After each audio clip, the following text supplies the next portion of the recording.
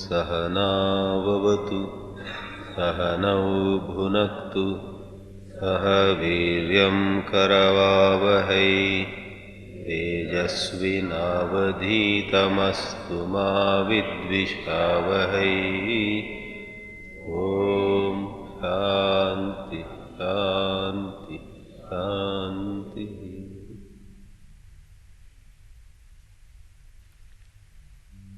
Let's take up another Shanti mantra. That's on page number 2 in the booklet given to you. I suggest you repeat after me. We shall chant this and briefly see its significance. Om Apyayantu mamangani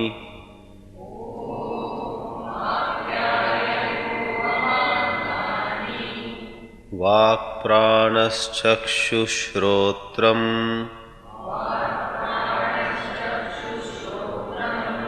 Atho balamindriyani cha sarvani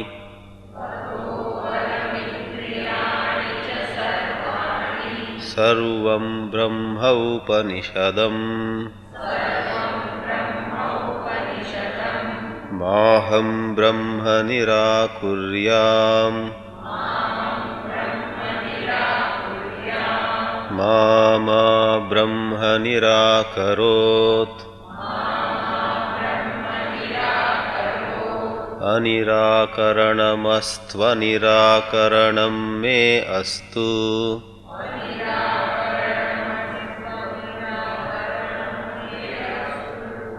Tadatmani nirate ya upanishatsu dharmaha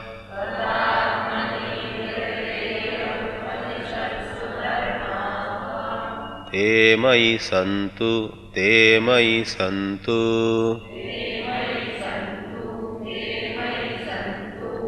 Om Shanti Shanti Shanti.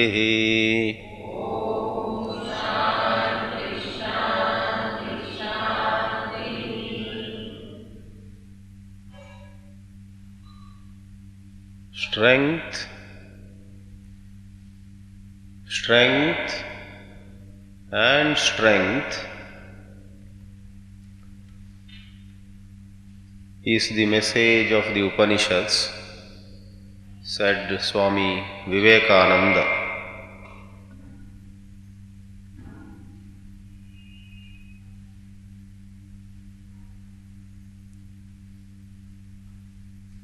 Vivekananda also said, strength is life and weakness is death. And alas, in spite of all these masters saying repeatedly, humanity flounder, err, do such things in life, mess up their psychological domain, and more than because of physical reasons, because of psychological factors, human beings become very weak. Not blood glucose or blood pressure or other things. More than them, conflict in one's heart makes one very weak. Upanishads are to help us regain the strength within us. This very Upanishad is going to say later, Atmana vindate viryam. From within us, from what we truly are, all strength will emerge.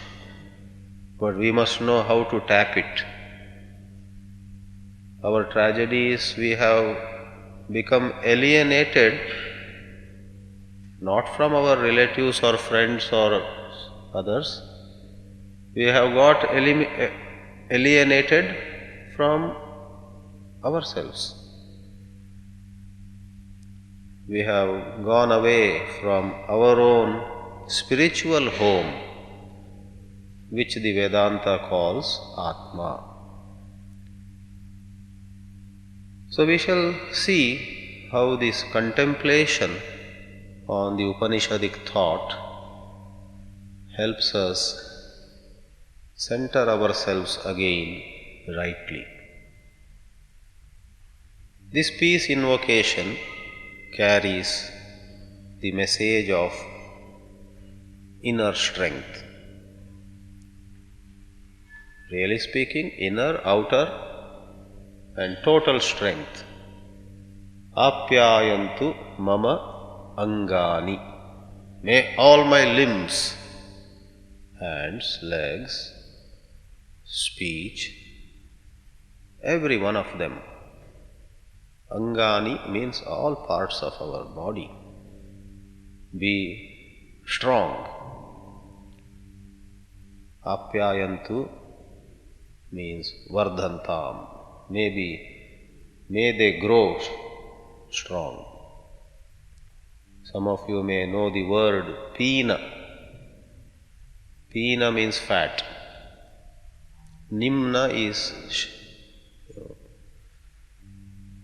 with a dip. Pina is bulged out and Nimna is having a hollow. In some languages, a convex lens is called Pina Masura and a concave lens is called Nimna Masura. I don't know in which languages, but in some languages. The word Pina, which is well known, or relatively well known, I would say, is from the same root as found here, Pyai. Pyai means to bulge, to grow. Apyayantu. Pyai becomes Pina, something that has bulged. Why talk of lens? The stomach of many of us is Pina. And the belly of some of us is Nimna also. So we don't have to go to physics. By the way, that doesn't mean this mantra is saying may our belly grow antam papam. That is not the meaning. That's going too much into Sanskrit grammar. So let's say Apyayantu is gathering strength. Time and again we would use the English idiom setting one's own house in order to describe these thoughts. To put it very briefly, today you and I build or use very sophisticated gadgets. The mobile we use, the computers that we use, the cars we drive, 100 other things in daily life are all so smart, so powerful, so wonderful. But alas, we who use those machines are weak, emaciated. We suffer both from bodily and mental weaknesses. So there is a spirit of studying the Upanishad as represented by this shloka, Apyayantu mamangani. The Upanishad Shanti mantra itself gives a few examples of this angani, vak, speech. At some place Vivekananda has also said, when you grow spiritually, when you evolve within yourself, the quality of your speech improves, which is understandable both physically and mentally. Physically, when you grow spiritually, you sleep well, you get proper rest, your body will be better. And mentally, even more so, when you have no guilt, no fear, when you are more transparent, when you are more open, the way you speak will be more coherent, and all of that comes together. Even the tonal quality has to improve. All of us are gifted with certain level by nature, from birth and so on. But when we integrate our personality, we take the quality of our speech to an even higher level. Some are already good singers, but if you meditate, if you reflect on Gita, Upanishads, if you do satsanga, then you will take that singing or speaking, etc., to an even more glorious level. The joy of singing, the joy of speaking, the joy of everything practically in life will be much more when this personality integration takes place. So we need to build ourselves up. Ordinarily, whether we like it or not, the lives of all of us get fragmented. There is division. We are like broken glasses.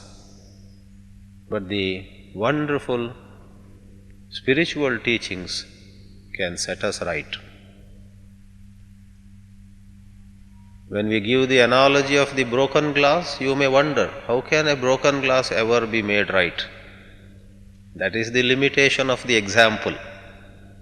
We did not say we are broken glass, we are like broken glass.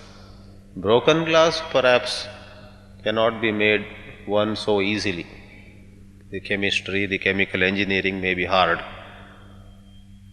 But here in our case, without going into much detail at this moment, I would say that all this being broken, etc., is in a field of illusion.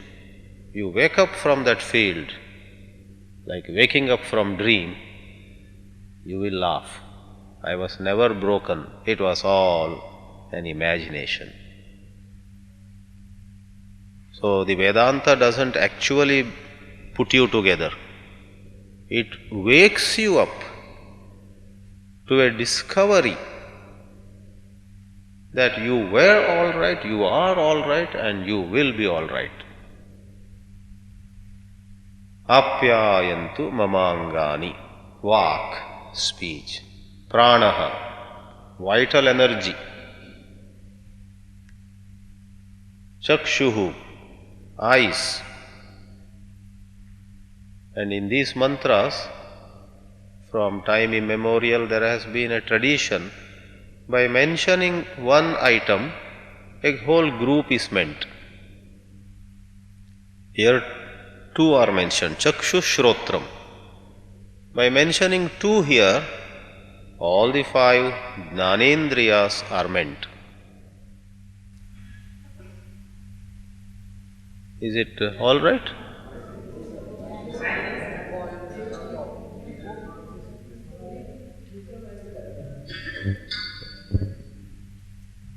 Right, there is some crackling and a little.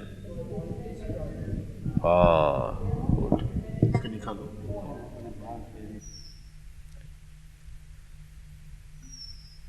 Chakshuhu and Shrotram, eyes and ears are mentioned. Nose, tongue and skin are implied. So may all my sense organs be strong, be healthy, and by further implication, called upalakshana in Sanskrit, may all my organs of action, one has been mentioned, vak, karmendriya, may they be strong. And this comprehensive mantra begins with a reference to the physical organs and quickly proceeds to touch upon a deeper level. Sarvam Upanishadam Brahma. It is as though you and I are reflecting on the teachings of the Upanishads, which once more we are together studying, and even as we take it up, we say, I know, I do believe the rishis when they say everything is an undivided whole, Sarvam Brahma. Which Brahma? Not of the Puranas, Brahma, Chaturmukha Brahma. But here the reference is Brahma of Upanishads, not one of those Trinity, Trimurti, Upanishadam Brahma. The truth conveyed in the Upanishads. But alas, in my foolishness, in my restlessness, I have been losing out this vision. I have been missing the insight. I have been looking here and there. Therefore, the wish goes here, Ma aham brahma nirakuryam. For whatever has gone by is over. Now, in the present moment, let me make a fresh, new beginning. One of the most basic requirements in true spirituality is we bring ourselves to the present moment. We gently send away thoughts of the past and stay in the present. All right, I am now 30 or 40, 50 or 60 years old, whatever.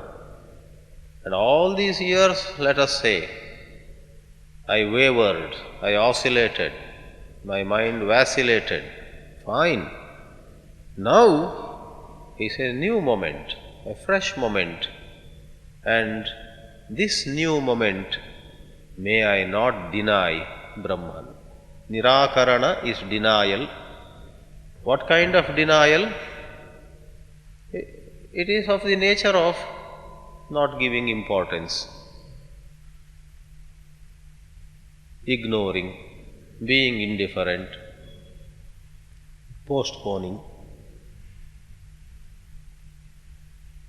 Like early morning, instead of doing a little meditation, if we grab the newspaper, and that too read for the 7th time the same old news, that would be nirakarana, that would be letting down God. As though God is at the doorstep, we say, wait a little, we are reading newspaper. Then when we look up there, God has gone for a walk. Then we have, you see, done Brahma Nirakarana. In an article in that magazine Tattva Aloka on meditation, there are some tips on how we must meditate. And one of the tips gave me also a little shock. It is written in a modern language. One of the tips is, when you get up in the morning, first meditate and then check emails. Many of us do the other way. First check email and then meditate. Many times if there are too many emails, meditation cancelled for that morning. So I said, my God, the Shrangeri magazine is really coming up to date. They are using such language. First meditate, then check emails. Some time back I was in Chembur in Mumbai some years ago for some lecture series. I stayed in a certain house. they had set up internet, and morning I used to check. So the family used to say, Swamiji, morning you do some cyber upasana. That is also called an upasana, cyber upasana. Then, other Shiva upasana, Vishnu upasana comes later. This is called nirakarana. That is like in time management you say, first thing first. So, are we able to put God first and then attend to other things, especially when we can afford to do? Suppose my daughter has met with an accident, I need to rush to the spot, I got a phone call on my cell, then I should not say, first I'll meditate for 20 minutes and then go. That is stupid. It's an emergency. Then rush there. But on most occasions, there is no such pressure. You can afford to meditate or study or pray, or there are 100 noble things which will build inner strength in you. We can easily afford to do that first, even for 10 or 20 minutes, then attend to number of things. If we don't do that, that would be Brahma Nirakarana, and this mantra says, Aham Brahma Ma Nirakuryam. In the same way, the next line says, Ma Brahma Nirakarot. One Ma means me, and second Ma means not. May God not let me down. Would God ever let us down? In reality, that does not happen. God would not ever let us down. However, the prayer goes, may I not leave God, and may God not leave me. Think of a small child going with his father on the beach, taking a walk. This child is holding the father's hand, the father is holding the child's hand, and the father, of course, would not leave the child, but the child is afraid. The child, having its own insecurity, wishes in this way, holds the father's hand very tightly and wishes, I should not leave the father's hand, I will be lost here, this is a new place, and hope Papa will not leave my hand either. A human Papa sometimes can err, God would not err. However, in prayer, it is always like that. It is expression of a wish. Like saying, may God be victorious. We have so many Jayakars. Pavanasutta Hanuman ki Jai, Jai Ho. That is our wish, our expression. He of course will win. Who will stop him? Whether we wish him or not, he is all powerful. So either way, these two lines, Maham Brahma Nirakuryam, Ma Brahma Nirakarot, together imply, may I be well positioned in Brahma Chintana. For our greatest mistake would be to forget who we are. The first error. Wayne Dyer is an American speaker and writer. Decades ago, he was deeply touched by Nisargadatta Maharaj of Mumbai. And Wayne Dyer became a very popular speaker. Even now he is active on television channels and whatnot. And decades ago, before even I heard his name, he had written this book, Your Erroneous Zones. What a nice title. Your Erroneous Zones. This is to reflect the Vedanta way of looking at life. That is, what does Vedanta say to us? look, you are all right. You are all right, and if you don't feel you are all right, you can be all right in a jiffy. What prevents you from feeling all right is a set of errors. Dyer called them erroneous zones, or simplify it, errors. There are big words, adhyasa and adhyaropa and non-apprehension and misapprehension. Many words are given, but simple word is error. May I not err? May I not mistake? And the basic, the first one in the list is to plunge or to jump into the conclusion, I am this personality. So may that not happen. May I not digress to erroneous zones. May I stay clearly and firmly in right understanding. Someone like Nisargadatta would repeatedly say, as some of you have studied his all-time classic, I am that. He would repeatedly say, I am is the truth. You add something, you are gone. I am. It is that Sat. I am means that pure existence. We shall go into the practicalities of it. For as one of you rightly asked a question yesterday about karma, whether what we face in life is result of karma called prarabdha, or as I touched upon it, is it all incidental? It is both. What happens in life can be looked at as incidental, it can be looked at as accidental, it can be looked at as the precise result of an action you had performed, it can be looked at as decided by the planets above, it can be looked at as decided by your horoscope. There are umpteen ways of looking at a certain event. What exactly is this event? And when you are wise, you would look at it in an appropriate way as per situation.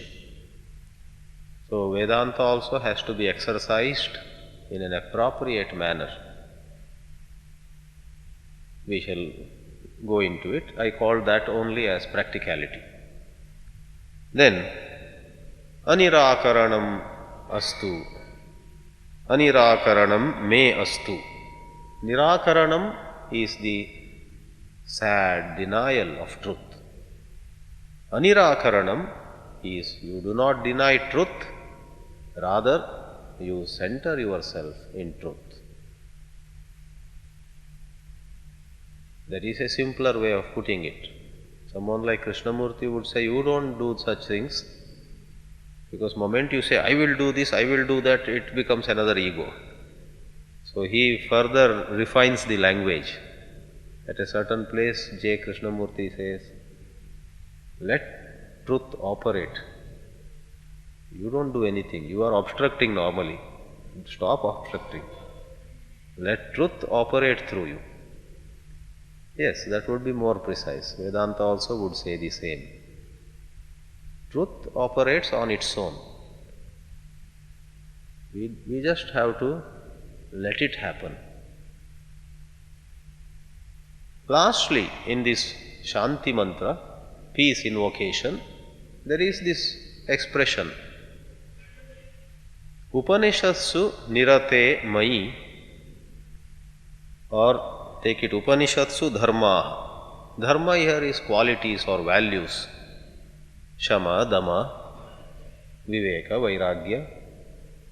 These are the qualities. Discrimination, Viveka.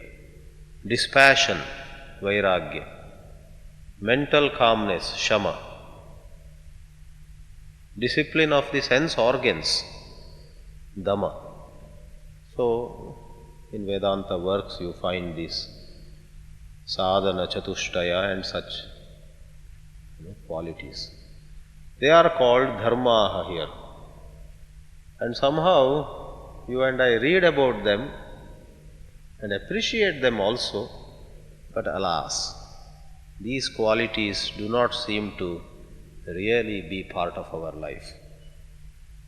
We lose mental control, we lose sense control, we go berserk. In the face of a temptation, we forget everything. Like Karna, who had been cursed, forgot the mantras to employ those shastras or astras at the time of the war. At the moment when they were most required, face to face with Arjuna, he needed to use all his weapons. But that was the curse that Karna in Mahabharata had received. So at that time, poor man forgets all the mantras. So you and I also in the Vedanta class feel so close to Vivekananda and Ramakrishna. But at another time, when we are face to face with either temptation or provocation, somebody provokes us and we forget that we should not get angry, we just flare up. We become Parashurama. So, the student here, and that is you and me, prays, earnestly wishes that those qualities praised in the Vedanta literature may enrich me, may really be part of my life. Te mai santu, may they be in me, may they be in me. This is the wish. With the Shanti mantra, this forenoon, let us enter the Upanishad mantras proper. The first one, kindly repeat. Keneshitam patati preshitam manaha Kena prana prathama praiti yuktaha Keneshitam vachamimam vadanti Chakshushrotram kau devo yunakti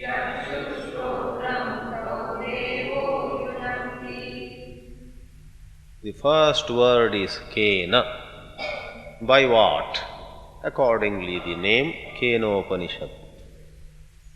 One more instance where the first word is used to name the very Upanishad is Ishavasya. There too, the first mantra begins Ishavasyamidam sarvam yatkincha jagatyam jagat, and so on. So sometimes that Upanishad of Shukla Yajurveda is called Ishavasyopanishad, and sometimes they take just literally the first word Isha plus Upanishad, Ishopanishad. Ishopanishad or Ishavasyopanishad also does the same. Probably not in other Upanishads. There are a number of Upanishads. Even I have studied some 11 or 12. And I suppose there are some 108 or 200 or 400.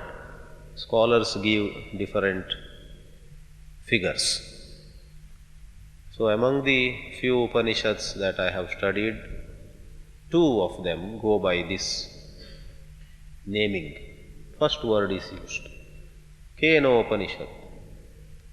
The introduction in any publication gives to us a little detail about where this is found. In the introduction in this booklet, the Swamiji already says that according to some it is the 10th chapter in some portion, according to some others it's the 9th chapter. There is again a little bit of divided opinion. But it is recognized as being from Sama-Veda, from a certain section called Talavakara. So this is the background. I have not studied the Sama-Veda in its entirety, nor have I studied this Talavakara Brahmana. These days we take the Upanishads directly, but for a sense of context, it would be appropriate to say it is an Upanishad from the Sama-Veda. Rigveda has Upanishads like Aitareya Upanishad.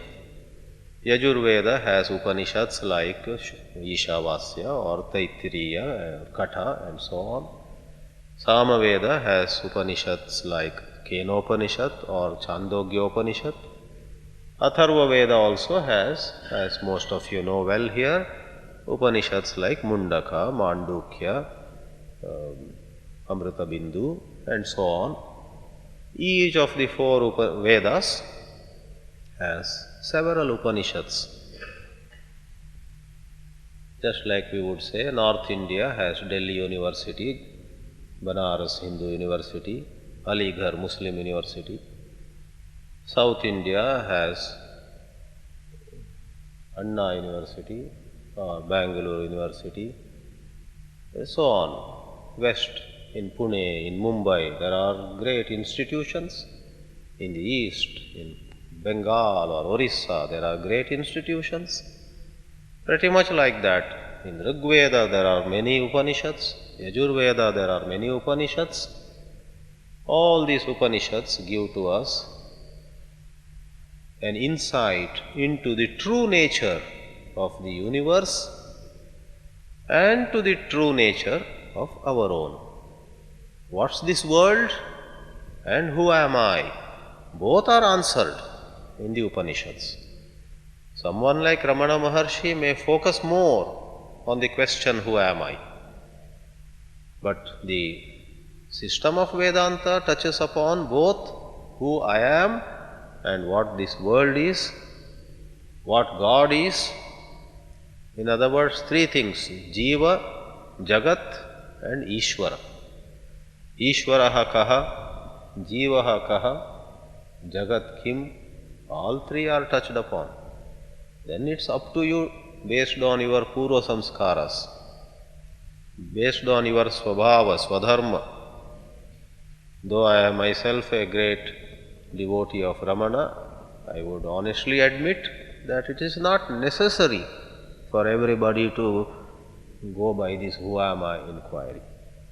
Somebody once asked me, I have been a devotee, he said. I have been a bhakta. I have always been thinking of Lord Govinda, Vishnu. But after listening to your lectures, I am confused. I said, what?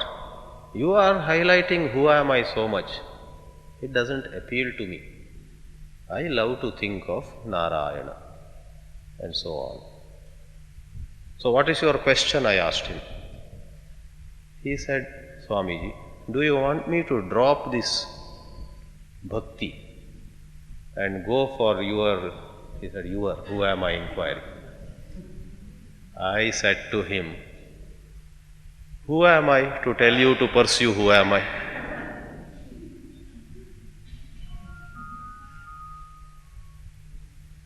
So stay put in that lovely, sweet devotion of Lord Narayana.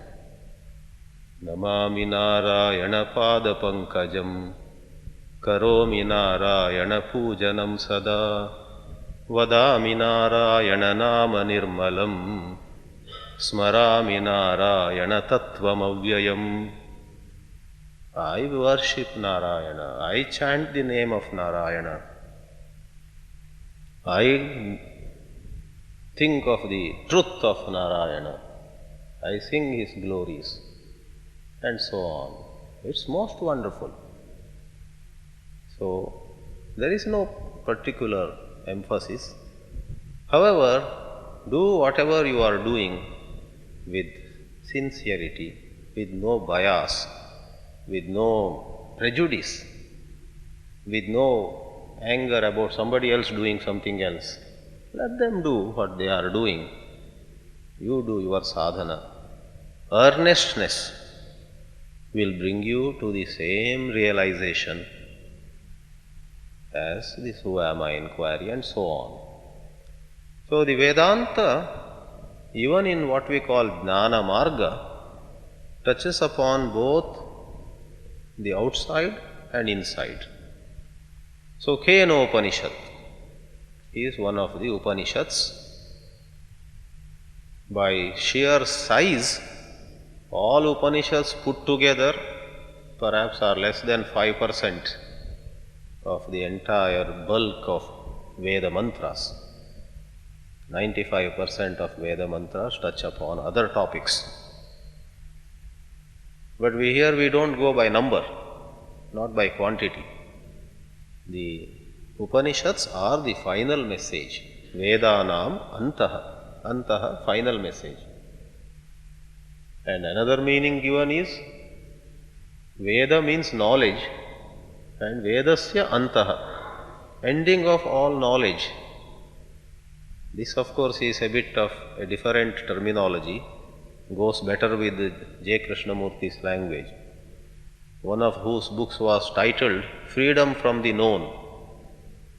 And in Krishnamurti literature, word knowledge stands for memories, for some opinions that you have gathered, and finally it boils down to conditionings. Whereas in standard Vedanta literature, knowledge is a means to liberation. The terminology is different. However, take it that way too. If knowledge represents all that is accumulated, leading to a certain limitation, suppose you take yourself to be an officer of a great company which has branches all over the country. I am an officer of State Bank of India with large number of branches, such a huge network. Wherever you go, there is the SBI, or if not SBI, SBH, SBM, some. So one feels good, no doubt. But Vedantically speaking, that sense of, I am a member of a widespread network, it makes you finite also. That is peanuts before what you really are. I am Brahma.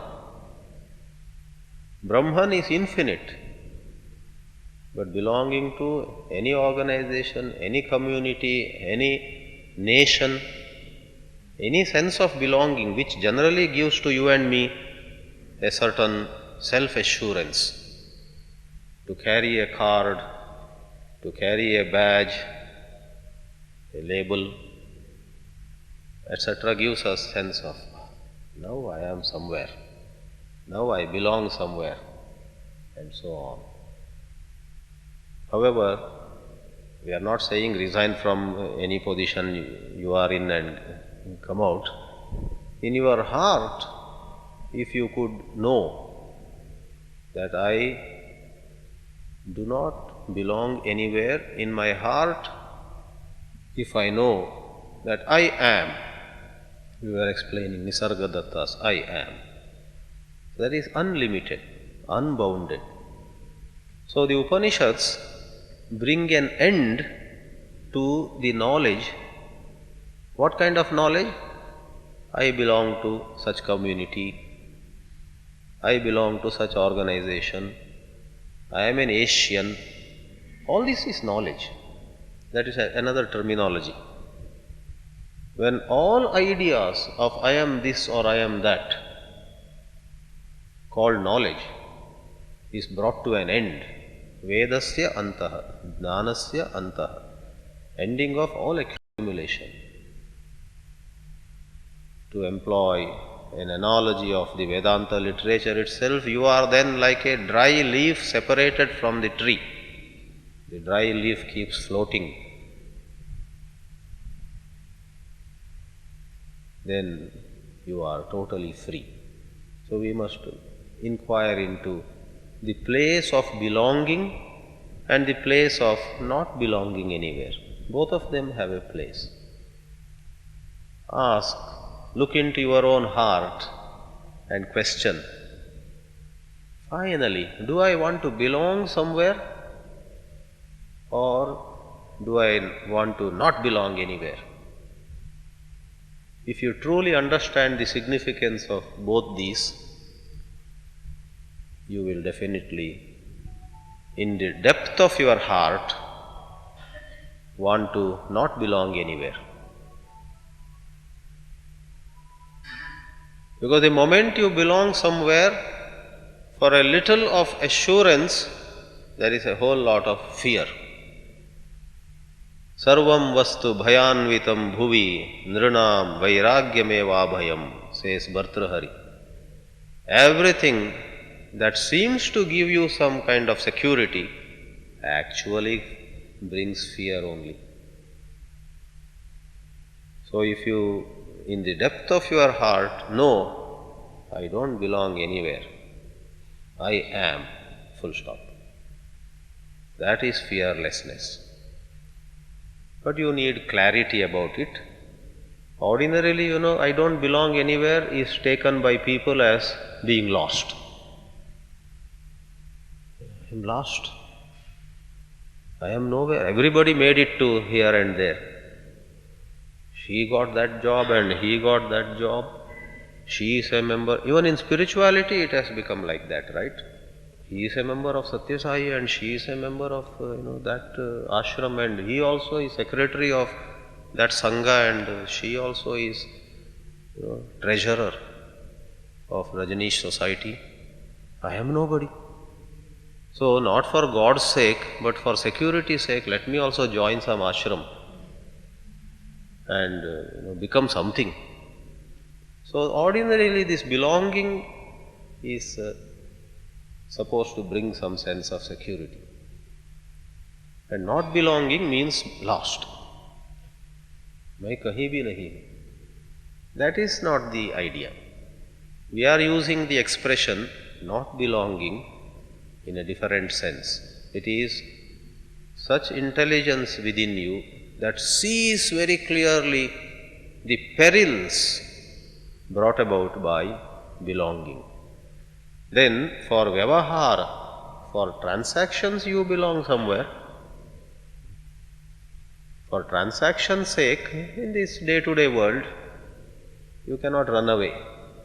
Wherever you go, you will be somebody. But in your heart, you know that I am nobody. So Upanishads do that, Vedanta. They are called Vedanta. They bring an end to all your notions of I am this or I am that. That is what would be called knowledge, ending of knowledge. In this first mantra, a question is asked. Grammatically, the first question is put in passive voice. Therefore, by what? By what is mind propelled or directed towards its objects? Let us simplify the language and make it active voice. These days, even Microsoft Word, even as you key in a passive voice sentence, brings some kind of green line below and says, would you consider converting it into active voice? Sometimes we ignore it, don't poke in. Because we are fond of a certain structure, but this Microsoft Word and such software pokes in and asks us to change the structures.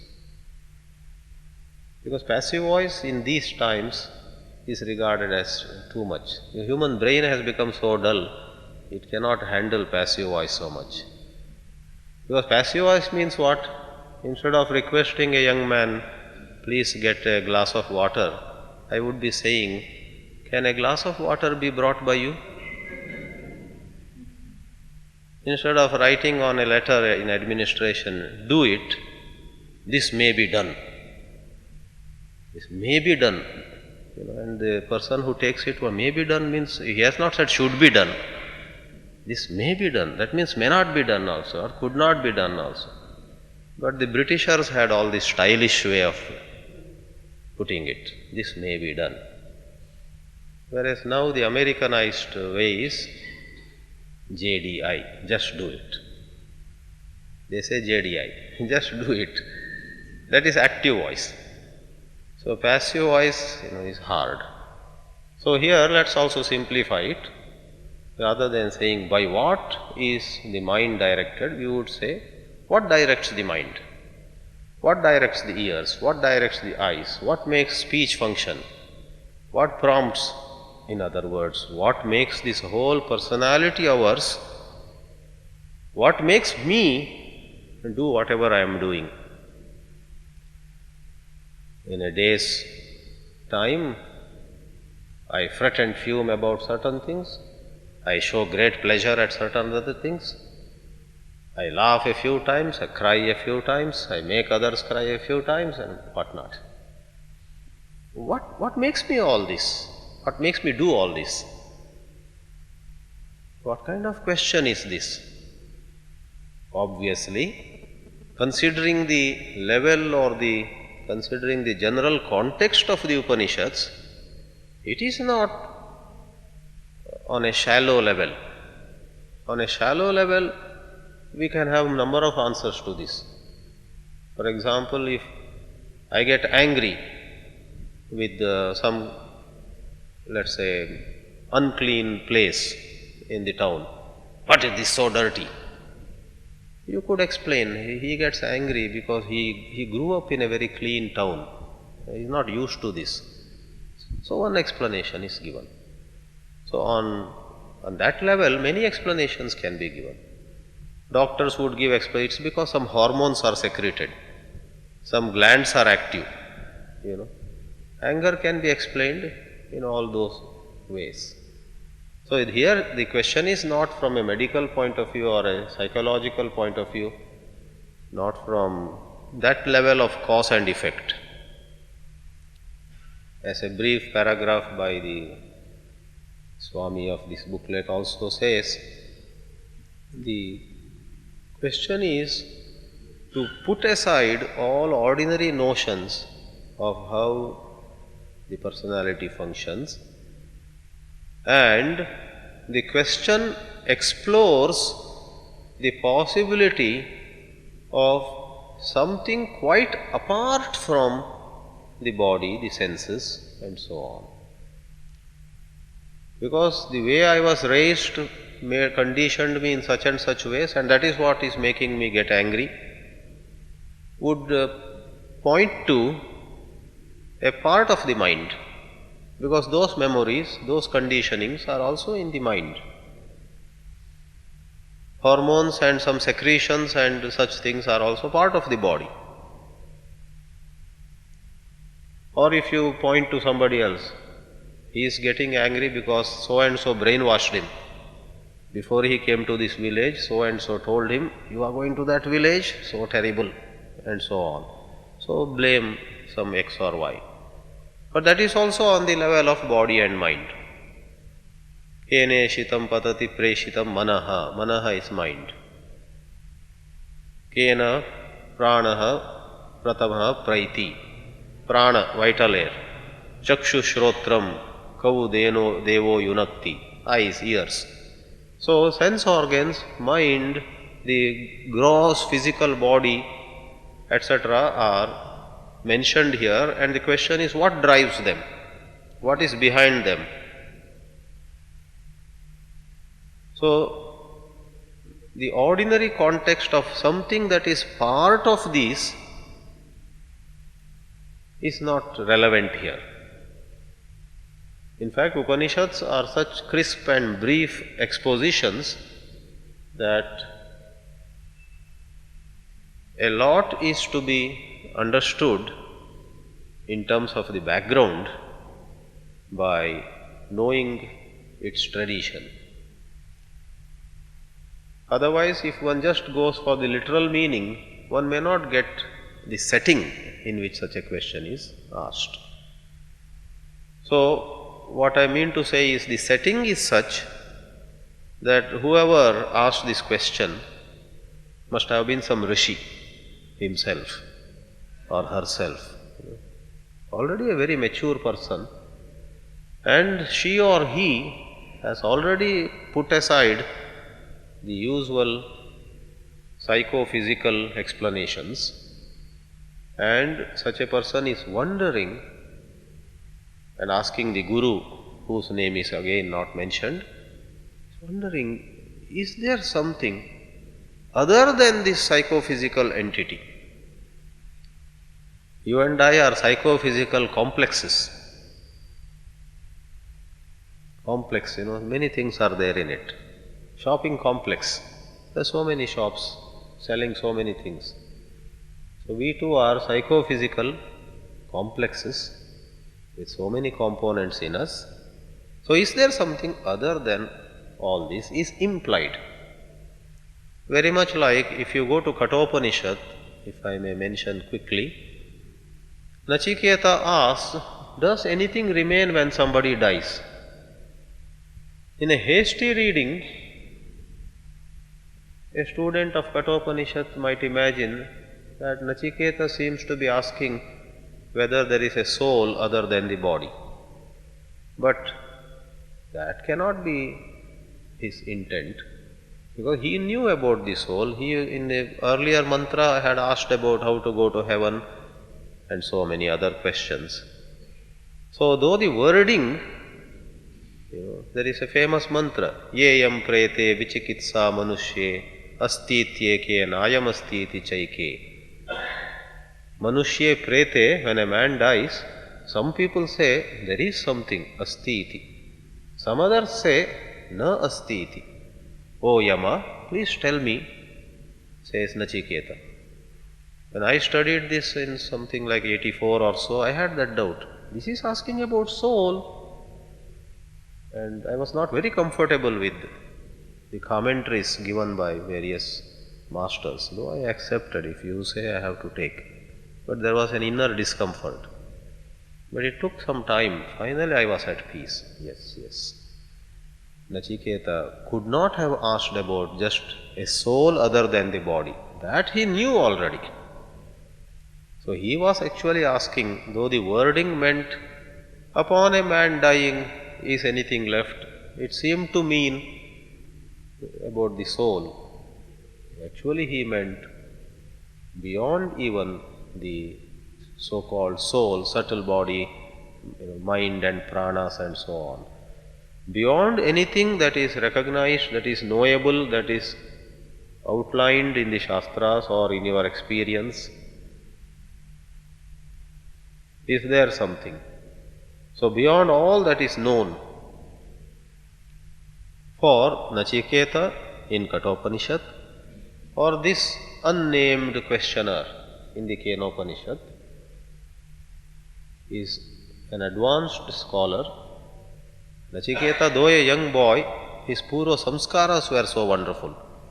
He was not an erudite scholar with a position in the society, but thanks to his past impressions, by the third boon, he was able to hitch on to a very profound question. So, this question is there something, as yesterday I attempted a summary of Kena Upanishad, is there something, a certain dimension to our existence which is other than body, mind and their countless expressions? When our body is healthy, it seems to be such a simple affair. When there is some trouble, we realize there are countless expressions of this body. When all is going well, we feel nothing is happening. But when we are not able to see properly, when we are not able to hear, when there is pain here or pain there, breathing is troubled. You know how many departments in medicine today they have. Countless, all about various functions or parts or processes going on. So we in the Vedanta just say body, mind. But by using these two words, body and mind, an unbelievably wide range of factors and components are referred, they are implied. So the Guru appropriately senses the level on which this question is asked and answers, and here begins the teaching of the Kena Upanishad. The first was only a question, the teaching proper. Please see the second mantra. Shrotrasya shrotram manaso manoyat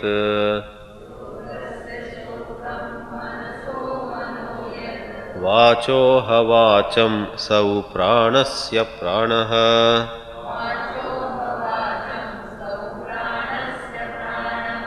चक्षुषश्चक्षुः अतिमुच्य धीराः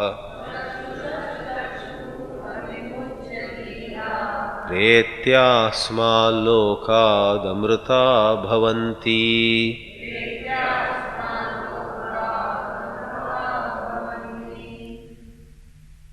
श्रोत्रस्य श्रोत्रम.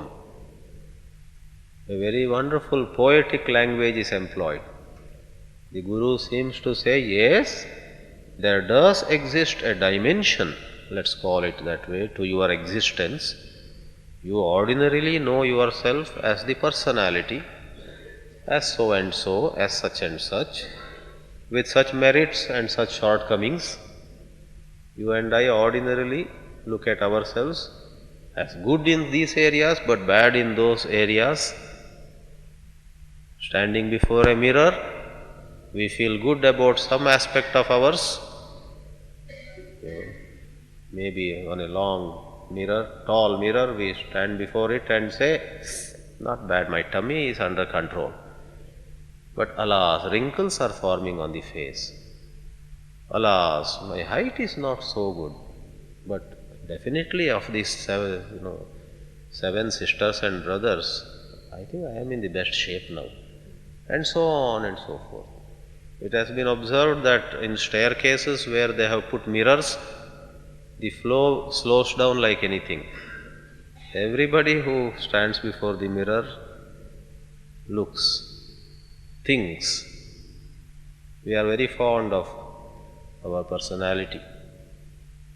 Even when we are 83-year-old, we tend to compare. Among the people who are above 80 in this residential colony, I am doing pretty well. Among those who are above 80.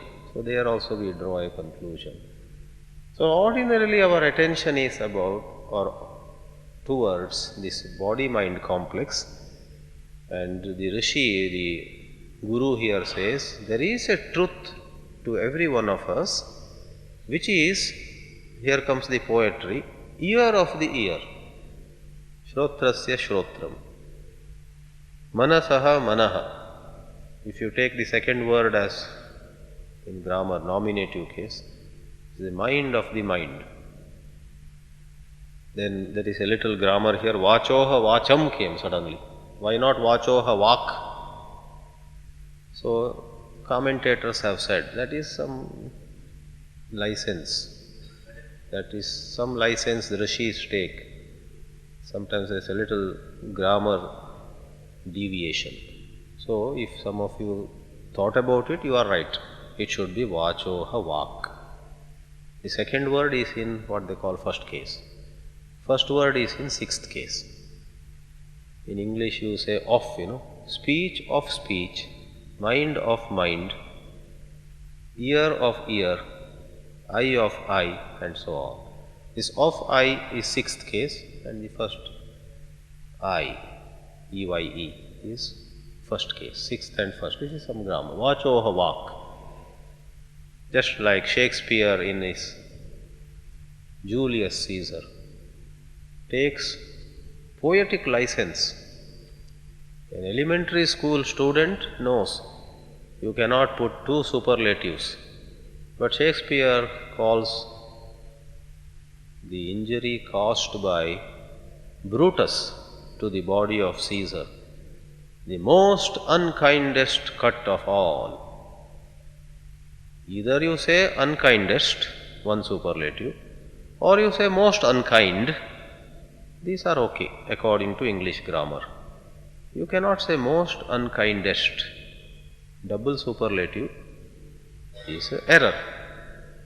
So did Shakespeare not know English grammar? No. At that moment he said, I will use two superlatives, put that in Mark Antony's mouth. Even as Mark Antony unveils Caesar's body and says, look what they have done to our dear Caesar, and shows this was caused by him, this was caused by him. And then showing the wound caused by Brutus, who was a very respected man, who was supposed to be wise, very pious. He was like a guru, some Rajguru type of man he was, royal priest or royal advisor. But even Brutus had stabbed Caesar. So that cut, he says, most unkindest cut of all, breaking grammar rules for one set of reasons. Here the reasons could be something else, but this is also vachoha vacham doesn't go well with the rest of the four expressions. Like pranasya pranaha, there is not said pranam. So that is a little vyakarana, which is not very important. Chakshushas chakshuhu. So totally five are given. Eye of the eye, the ear of the ear, mind of the mind, speech of the speech, vital air of the vital air, and eye of the eye. So what does it mean? Inside our ear is there another ear? Behind our eyes are there another two eyes? Behind our mind is there another chuparustum mind? Another mind hidden there? No. The idea is something that makes the ears function as ears.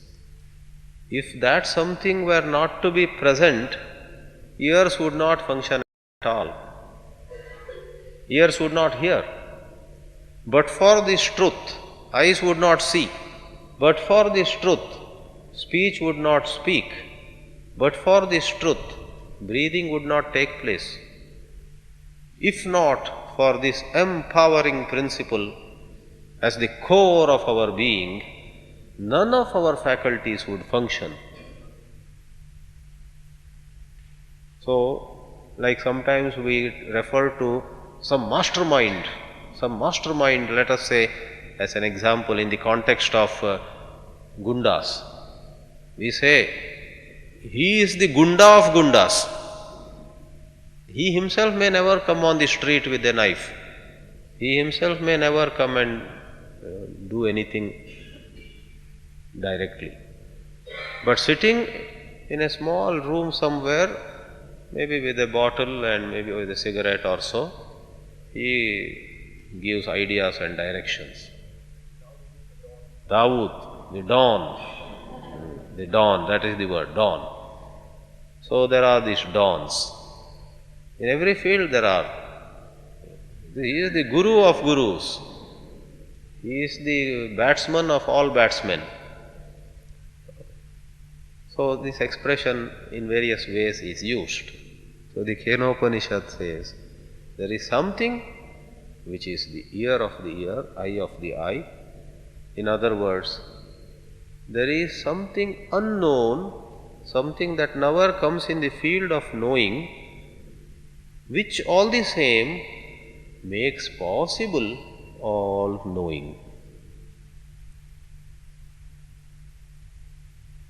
So what, you and I may ask, if there is such a thing, let it be. Rehane do, or those who speak Hindi fast, Rainda, they say. Rainda na, like that they say. Rahne do. यदि ऐसा कुछ है उसको रहने दो, बेचारा रहने दो. Poor thing.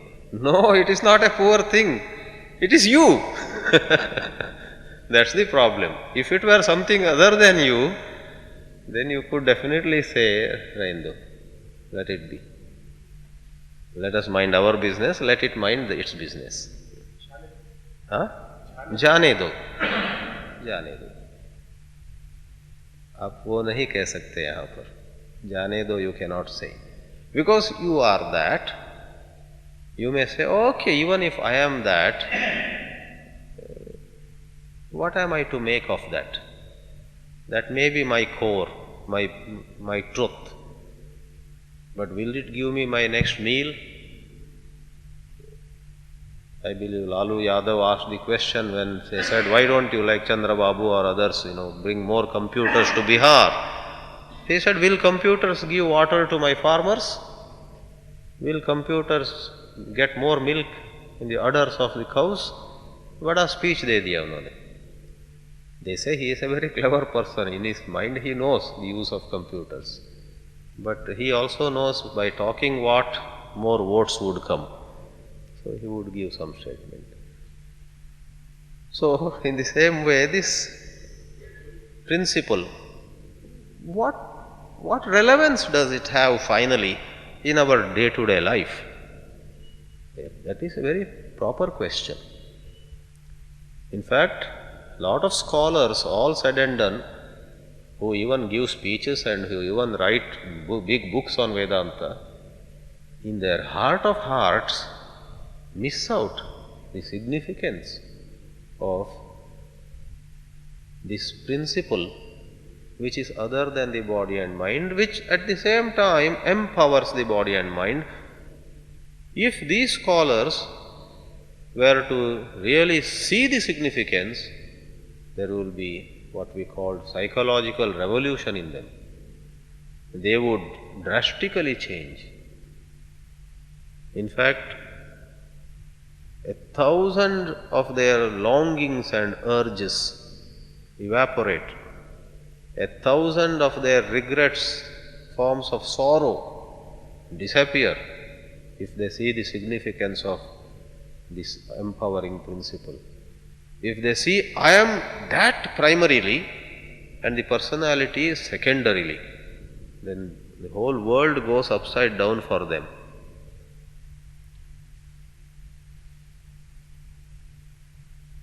You and I think we are primarily this personality, this body mind, this jiva, and hum mante hain, we believe, we have faith, we are Brahman also. We are supposed to be.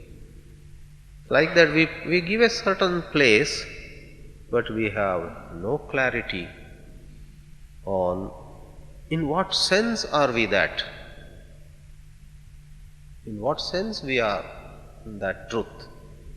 That is very important. If we have even an inkling of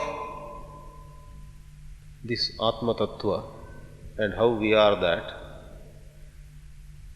then there would be a lot of changes without you are planning for them. Suppose you know that there is a box filled with gold below that tree over there, and you are, let us say, the owner of this property.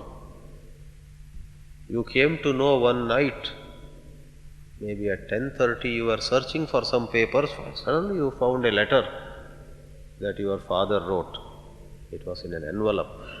Before dying, he had said, "Beta, I have written a note, look for it," and it talks about so much he said and breathed this last. Then you got distracted, you never worried, but one night you saw. Searching for something, you found that letter. In that letter he has written, "You all misunderstood me, you all thought I never cared for my family, but actually I have saved for all of you every day, and all that is in that box, which is below that tree." You read that. And you know your father, he never tells lies. He has said, you think you can sleep? That night itself, however much cold it may be, and all kinds of, you will go out, this tree. He has talked about this tree, and you will dig. Nothing will stop you from digging it. If not same night, next morning you arrange it. You make elaborate plans, you dig that ground. In the same way, if we see, is that so? We are something which is deathless, which does not get affected. So you mean Ramana and Shankaracharya and so many great saints became whatever they became thanks to this one insight? It flashed to them, it came to their understanding that they did not have to face, or they did not have to fear death. Any amount of insult that the world might heap upon them meant nothing to them. Any amount of praise also meant nothing to them. As Swami Chinmayanandaji often used to say, praise and insult to a man of wisdom are like flowers or garbage going upon the shadow of a man. Suppose flowers are strewn upon your shadow. Do you dance in joy that I have been honored? And a garbage truck of the municipality goes upon your shadow. Do you get insulted? Because nothing is happening to you. The body and mind, as per this mantra, are like the shadow. And you are different from the shadow. What happens to the shadow doesn't happen to you. These are the analogies. So we need to examine the truth of these analogies in finer detail. In a modern language, we need to examine this teaching of the Vedanta in such language that makes sense to us in today's times and in our relationships every day. You and I are actually caught in thought. For long we imagine that we are caught in the economic condition of today's society, my town and my country. We are caught in this atmosphere of dirty politics, or we are affected by terrorism, we are affected by this poor quality of educational institutions, we are affected by this irresponsible media, we are affected by this quality of police, or 100 things. Or we are affected by, my life is cursed by a little bad health from childhood.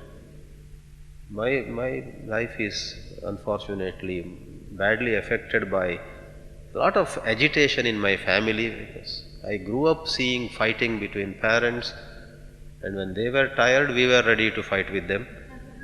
So like that, we have 100 such descriptions, right? Every one of us. And it is true also on its own level. I was sharing at breakfast with some friends till I left my hometown at the age of 17 or so to a place some 200 kilometers away to study engineering.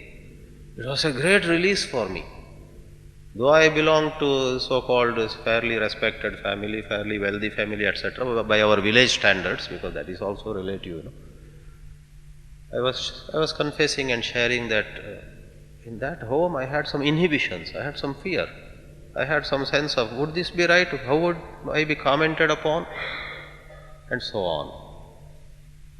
Though I was doing well in studies, and that's what saved me, some sort of, in spite of being bright and a decent fellow, there was some kind of fear.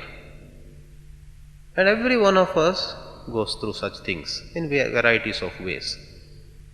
So I went away to another place, living in hostel, and I went berserk. There I went to other extreme.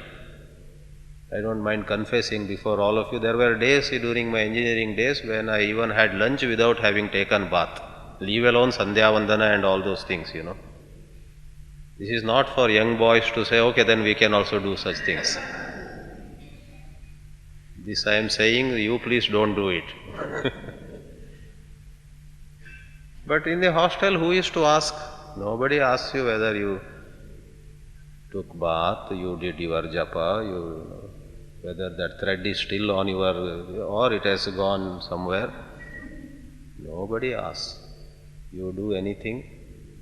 You don't go to classes, go to a cinema theater. Nobody asks.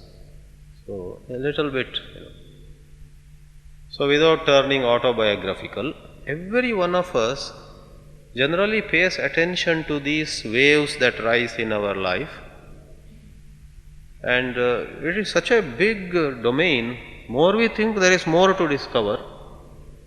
No wonder countless PhDs are done on human psychology. From a Vedantic perspective, the real question is yet to be taken up. All those theses are only talking about faltu things. All those theses, because some Shankara or Ramana or Nisargadatta, etc., would say, okay, these 1,000 pages, but have you asked one question that has to be asked? That is, have you asked who you are? It only talks about some small thing. Somebody writes a thesis on some functions of some pituitary gland.